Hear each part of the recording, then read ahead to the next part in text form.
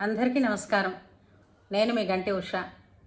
నా మిత్రులకి, శ్రేయోభిలాషులకి, సబ్స్క్రైబర్స్కి, నా వీడియోస్ చూసి మంచి మంచి కామెంట్స్ చేస్తున్నటువంటి అభిమానులందరికీ కూడా కృతజ్ఞతలు, శుభాభినందనలు. ఇవాళ నేను నా ఫేవరెట్ యూట్యూబ్ స్పీకర్ అయినటువంటి సత్యభామ గారి వీడియో ఒకటి చూశాను. ఆవిడ ధర్మాన్ని ఎంత చక్కగా బోల్డ్గా చెప్తారో, ధైర్యంగా చెప్తారో నాకు చాలా ఇష్టం అవుతాయి ఆవిడ వీడియోస్ అన్నీ. నేను ఆవిడ ఫ్యాన్ని కూడా. అయితే ఆవిడ ఇవాళ ఒక విషయం చెప్తే నిజమే అనిపించిందండి. చాలా చాలా చాలా ట్రూ. ఏంటనుకున్నారు అది? ఈ కళంకారీ అద్దకాలు, డిజైన్స్ ఇవన్నీ కూడా చీరల మీద అంటే ధరించే దుస్తుల మీద వాళ్ళు ప్రింట్ చేస్తున్నారు. బాగుందండి. ఇప్పుడు మనకి ఒకప్పుడు కొండపల్లి బొమ్మలు అని వచ్చేవి. ఆ కొండపల్లి బొమ్మల డిజైను లంగాలని, బట్టలని అప్పుడు వచ్చేవి. అవి కుట్టించుకునే వాళ్ళం, బాగానే ఉండేది. అది కాకుండా ఇప్పుడు ఏంటంటే ఆవిడ చెప్పిన మాట ఒక అద్భుతం. ఏంటంటే కళాకారులకి మంచి ఆర్టిస్ట్ ఉంది, అది విశేషం. అది చాలా గ్రేట్ థింగ్. అయితే దేనిని మనం ధరించే వస్తువు మీద ప్రింట్ చేయించుకోవచ్చు, అద్దకం అంటారు. దేన్ని వేసుకోవచ్చు, దేన్ని వేయించుకోకూడదు అన్న చిన్న విచక్షణ ఉండాలి. అది ఖచ్చితంగా ఈ మధ్యకాలంలో చాలామంది దగ్గర లోపిస్తోంది. ఎందువలన అన్నది నాకు అర్థం కావటం లేదు. ఇప్పుడు ఆవిడ ఆవేదనలాగే ఉంది, నాకు కూడా బాధ. ఇప్పుడు మార్గదర్శనం చేయవలసినటువంటి నాయకులే ఈ విధంగా ప్రవర్తిస్తే, అంటే రాజు అలా ఉంటే మరి ప్రజ ఎలా ఉంటుంది అని, అంతే కదా.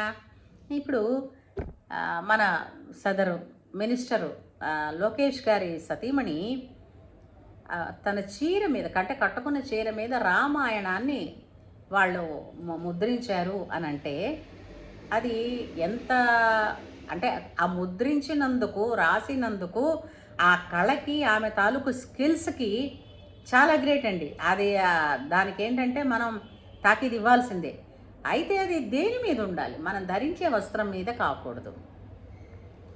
ఎందుకు కాకూడదో నేను ఒక విషయం చెప్తాను. నాకు అంటే మామూలుగా సింపుల్గా అనుకుందామండి ఓ ముక్క. ఇప్పుడు మనం దేవుణ్ణి అని అంటే ఎక్కడ పెట్టుకుంటామండి? ఇంట్లోనే ఒక పవిత్రంగా ఒక స్థలంలో ఓ మందిరం కట్టించో, లేదంటే ఒక చిన్న గది లాంటిది పెట్టో, అక్కడ ఒక పీట వేసో చాలా పవిత్రంగా పెట్టుకుంటాం. అక్కడికి ఎవరు మడి చేత్తో, తడి చేత్తో ఇష్టం వచ్చినట్టుగా ఎవరు అలా వెళ్ళిపోకుండా, ఎంగిలి నీళ్ళు దులపకుండా, మనం చాలా జముట్టు అంటూ ఎంగిలిలో ఇలాంటివి ఏవి పడకుండా చాలా జాగ్రత్తగా చూసుకుంటాం. ఎందుకని? పవిత్రమైన స్థలం అది. అక్కడ మనం మన తాలూకు నివేదనలు అంటే ఏమిటి? మన కోరికలు, మన ప్రార్థనలు, మన కృతజ్ఞతలు, మన భక్తి అన్నింటినీ కూడా రంగరించి తెలియచేసే ప్రదేశం అన్నమాట అది. కాబట్టి అది చాలా పవిత్రమైంది. ఎలా అయితే ఇల్లంతా మనదే అయినప్పటికీ కూడా టాయిలెట్స్ అన్నదానికి ఒక స్పెషల్ ప్లేసు, కిచెన్ అన్నదానికి ఒక ప్లేసు, పూజకని ఓ ప్లేసు, పడకక్కని ఓ ప్లేసు ఎలా ఏర్పాటు చేసుకున్నాం? ఉన్నదంతా ఒకటే స్క్వేర్ కదా. ఎందుకని అంటే చేసే పని బట్టి, దానికి ఉండే ప్రయారిటీని బట్టి, దానికి ఉండే స్థానం అన్నది నిర్దేశించబడుతుంది కదా.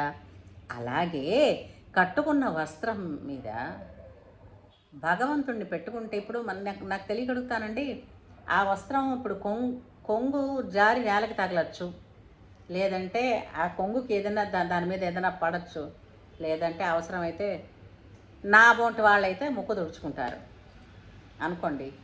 దాని పరిస్థితి ఏంటి? మనం దేనికి విలువిస్తున్నాం? ఇంకొక విషయం చెప్తానమ్మా. నాకు మా నాన్నగారు అంటే చాలా ప్రేమ అనుకుందాం, మా అమ్మగారు అంటే చాలా ప్రేమ అనుకుందాం. ధరించే చీర మీద ఏంటంటే మన పైట కొంగు మీద నాన్న ఫోటో వేసుకొని పెట్టుకోగలమా? పెట్టుకుంటారా? ఆలోచించండి. అలాగే నా పిల్లలంటే నాకు చాలా ముద్దండి. ఆ పిల్లల ఫోటోలు నేను ఇలా వేసుకున్నాను బయట. బాగుంటుందా? ఇక్కడైతే ఎంత అభ్యంతర పడుతున్నామో అలాగే కదండి మన అత్యంత పవిత్రమైనటువంటి మనకు ఇప్పటికే మన హిందువులన్నా, మన గ్రంథాలన్నా ఏడ్చి చస్తున్న వాళ్ళు చాలామంది ఉన్నారు. అలాంటిది మనం ఇలాంటి పనులు కూడా చేసామనుకోండి, ఇంకేమంటారండి మన్ని కదా. అలాగా పవిత్రమైన గ్రంథాలని ధరించే వస్త్రాల మీద ముద్రించవచ్చునా? విచక్షణ వివేకం అన్నది ఉండాలి కదా. ఎవరైనా సరే ఇతర మతస్థులు మీరు ఆలోచించి చూడండి, వాళ్ళ తాలూకు మతపరమైనటువంటి పవిత్ర గ్రంథాలు వాళ్ళు ధరించే వస్తువుల మీద ఉన్నాయా? మనకెక్కడి నుంచి వచ్చింది ఈ తెగులు? మీకు దాని మీద ముద్రించదలుచుకుంటే సుందరకాండలో చెప్పారు చూడండి, ఒక ప్రకృతి అంటే వృక్షాలు, ఒక తివాసి మీద ఒక అడవిలో ఉండేటువంటి వృక్షాలు, ఆ వృక్షాలు ఇవన్నీ చిత్రించి పెట్టారట లంకలో. సీతాన్వేషణప్పుడు హనుమ చూశారని చెప్పి కూడా మనకి దాని గురించి వాల్మీకి రచించిన రామాయణంలో సుందరకాండలో ఉన్నది. అది ఆయన ఒక తివాచీని వర్ణించడానికి అంత టైం పట్టిందని అక్కడ అంత వర్ణించారు. మరి రావణుడికి ఈశ్వరుడు అంటే ఇష్టం కదా, ఆ తివాచి మీద ఎక్కడైనా ఈశ్వరుడు ఉన్నాడేమిటి? ఎందుకంటే దాని మీద నడుస్తాం కదా, అందుకని కదా. అలాగే ధరించే వస్త్రాలతో మనం ఎన్నో చేస్తామండి, ఎన్నో పనులు చేస్తాం. ఆ పనులు చేసేటప్పుడు వాటి మీద మనం పవిత్రంగా, ప్రేమగా, ఎంతో భక్తిగా ఏర్పరచుకున్నటువంటి ఆ చీరని చూస్తే ఏమనిపిస్తుంది?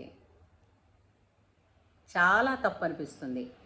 ధరించిన వాళ్ళకి కాకపోయినా చూసిన వాళ్ళకి చాలా బాధ అనిపిస్తుంది. కాబట్టి దయచేసి ఆ చీరని మీరు వీలైతే అని చక్కగా మడతెట్టి దాచుకుని దేవుడి విగ్రహాల కింద పరిచే వస్త్రం కిందో దేని కిందో వేసేసుకుంటే బాగుంటుంది. అంటే అందరూ ఉచిత సలహాలు ఇస్తారు అని అంటారు. ఉచిత సలహా అన్నది పక్కన పెడితేనండి, ఉపయోగకరమైన సలహా ఇది. ఆవిడ చెప్పినట్టే చెప్తున్నా, తప్పు కదా. మన ప్రియమైన వాళ్ళని మనం ఎవరినైతే గౌరవిస్తామో వాళ్ళ ఫోటోలు మన శరీరం మీద వేసుకుని, అంటే శరీరాన్ని ధరించే వస్త్రం మీద వేసుకుని తిరగడం చాలా వారిని తక్కువ స్థాయిలో చూసినట్టుగా. అది సబబు కాదు. అసలు ఏ కోశాన ఎలా చూసుకున్నా కూడా అది హర్షణీయమైనటువంటి పని కాదు. కాబట్టి ఇక మీద ఎవరైనా సరే నేను చెప్తున్నాను, ఇప్పుడు ద్రౌపది ముర్ము గారికి ఆవిడ జీవిత చరిత్ర గురించి మీరు రాసిచ్చారన్నారు, అది పర్వాలేదు.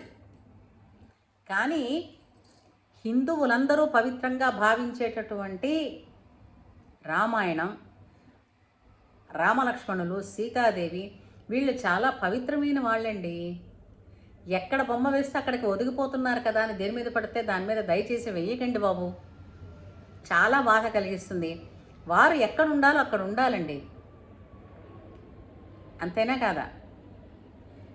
ఎలా అయితే రాముడు మన తండ్రి అండి, సీతమ్మ మన అమ్మ, వారిద్దరి ఫోటోలు మన చీర కొంగు మీద పైట మీద ధరించిన కుచ్చుళ్ళు బాగుంటుందా? తప్పు, అమర్యాద. కాబట్టి ఇక మీద ఈ వేలం వెర్రిగా ఇది చూసి ఉన్నవాళ్ళు వెర్రి పడిపోకుండా ఇప్పుడే జల్దుకోండి. ఏమంటారు? మీరు కూడా నాతో పాటు ఏకీభవిస్తే కిందన కామెంట్ సెక్షన్లో ధైర్యంగా చెప్పండి. రాముడిని మనం గౌరవిస్తున్నాం. జై శ్రీరామ్, జై సీతారాం.